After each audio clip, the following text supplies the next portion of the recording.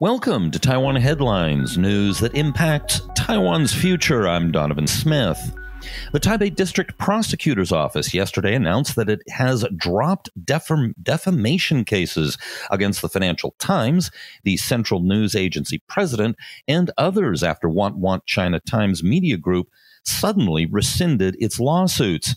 The group in 2019 filed a lawsuit against the UK-based newspaper, the state-run news agency, and two others over a July 17th, 2019 report by Financial Times reporter Catherine Hill. In the article, Hill quoted anonymous journalists at Want-owned media outlets like the China Times and CTI TV as saying that editorial staff took daily orders from China's Taiwan Affairs Office on how to handle news relating to cross-strait affairs and China.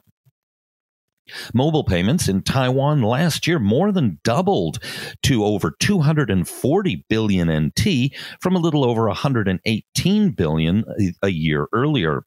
Growth of mobile payments has at least doubled each year since 2016. Taiwan Railways Administration union members who handle station services in Yilan are planning to strike during the April 2nd through 5th Tomb Sweeping Festival. This could cause travel disruptions. They are protesting a TRA plan that would ensure that employees have 2 days off per week and not work any overtime. They are upset because they will not have a chance to earn overtime pay, which many of them rely on to supplement their regular earnings. While no other union branch has said it would follow suit on the holiday strike, some said they will protest against the new rule if it is implemented. The Executive Yuan has approved a draft amendment to the Income Tax Act that involves adjusting the integrated house and land sales tax, so real estate sellers will face heavier taxes if they sell property within a fixed period of time. It is aimed at curbing short-term real estate speculation and will be sent to the legislature for review. Former President Ma Ying-jeou, while attending a commemorative event for Republic of China founder Sun Yat-sen, Ma called China's National People's Congress decision to change election rules in Hong Kong regrettable. He added that the proposed changes have put an end to the one country, two systems formula agreed to by the UK and China in 1984. In other words, he said, one country, two systems is officially dead. In January 2019, Chinese Chairman Xi Jinping tied one country, two systems to the 1992 consensus, which Ma champions and claims still exists. The KMT protested against Xi's formulation at the time, but the damage was done in the public's mind on the 92 consensus. The KMT has thrown its support behind a proposed referendum against a liquid natural gas terminal that critics say will damage an algal reef on the coast of Taoyuan.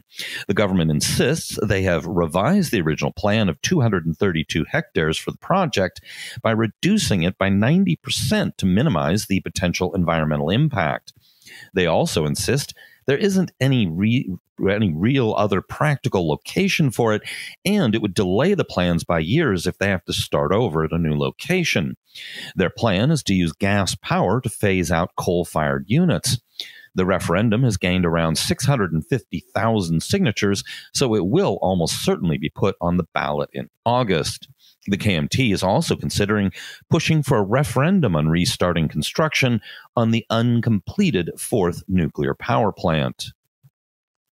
The 2021 Women in Politics map, published by the UN Women and Interparliamentary Union, shows the political participation rate of women in countries around the world, with Taiwan color-coded in red, same as China, and the combined rate listed at 24.9%.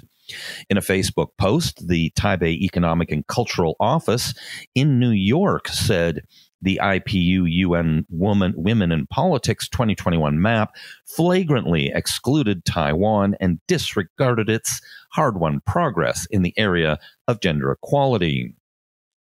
The American Chamber of Commerce in Taiwan has announced that its new president will be Andrew Wailagala, a former senior U.S. Foreign Service officer in the Commerce Department.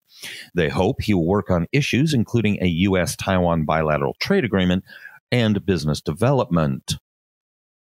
Admiral Philip Davidson, commander of the U.S. Indo-Pacific Command, told a Senate Armed Services Committee hearing, speaking of China, quote, Taiwan is clearly one of their ambitions, and I think the threat is manifest during this decade.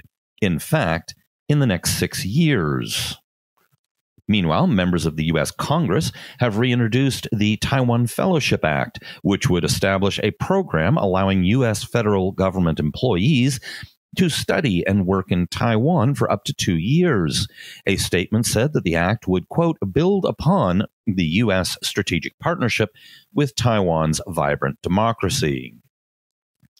U.S. Secretary of State Antony Blinken said in a congressional appearance he is committed to pushing the administration of President Joe Biden to begin talks on free trade agreement negotiations with Taiwan, and for Taiwan to be invited to the Summit for Democracy, which the U.S. will likely host later this year.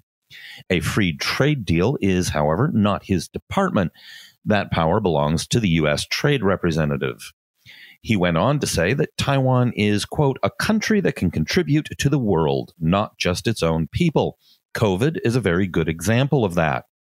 Note that unlike many of his predecessors, he used the word country. In a speech delivered via video at the opening of the EU-Taiwan Supply Chains Forum, President Tsai Ing-wen highlighted the importance of trade, pointing out that the EU is Taiwan's biggest source of direct foreign investment. That is mostly due to large investments in offshore wind by European companies. All right, be sure to hit like and subscribe. If you're on YouTube, there's that little bell there to get notifications, and be sure to hit that. And to keep the ball rolling here at Taiwan Report, please consider joining us as a patron on patreon.com/Taiwan Report. This has been brought to you by the Taiwan Report. For more content like this, become our patron at report.tw. 哎呦，就是那个台湾狗啦，最喜欢我的台湾狗了。